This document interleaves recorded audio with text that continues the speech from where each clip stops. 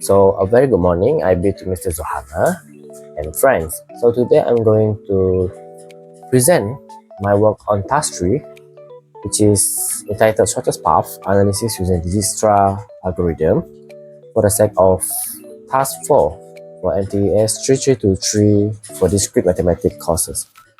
So first, I'm going to bring all of us to the introduction of my graph. So right here, I've chosen 6 places, which is I indicated with 6 alphabets, which is A, B, C, D, E, and F.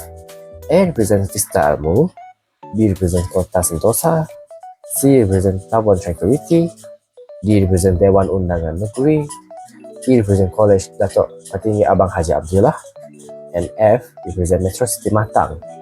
So our initial location is A, which is at Vista Ilmu, and our target location is F, Metro City Matang.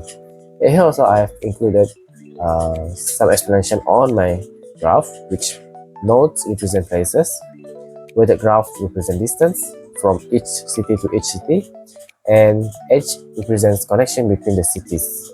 So now I'm going to bring all of us to see the neighboring nodes between each node. So for node A, the neighboring node is node B and node C. For node B, the neighboring node is C and D. For node C, the neighboring node is A and C. Node D, the neighboring node is E and F. Node E, the neighboring node is D and F. And node F, the neighboring node is D and E. It is important for us to know the neighboring nodes because we are going to use this to complete the Dijkstra algorithm later for us to find the shortest route from Vista Ilmu to Metro City Matang. So this is how we do the Dijkstra algorithm by doing iteration by iteration. So here I include the iteration 1, which we start at our initial point, which is the node A, also called as Vista Ilmu. So we see the neighboring nodes from node A, which we have node B and node C. Now, we have to calculate the distance from A to B and the distance from A to C. And here we have the distance from A to B is 0 plus 13 equal to 13. And the distance from A to C is 0 plus 11, which is 11.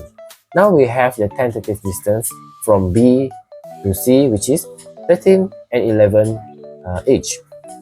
And we can tell the previous node from these two nodes is node A.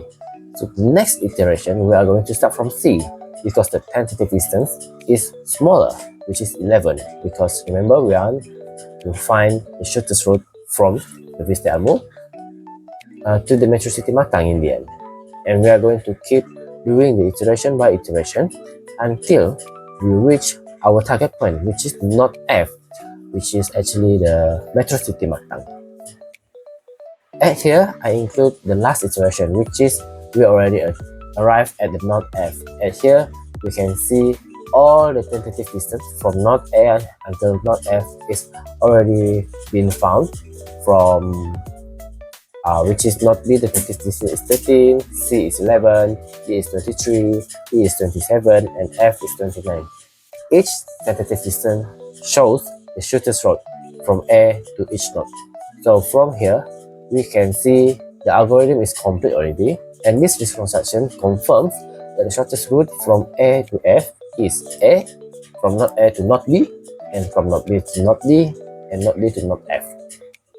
The total distance for this route is 29 kilometers, which represents the minimum achievable distance between the two locations within the given network.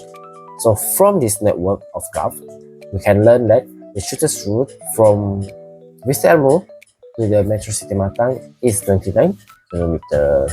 So that is all for my task 3 for this courses, Mtes 3323 for the Dijkstra algorithm networking, and thank you very much for your attention.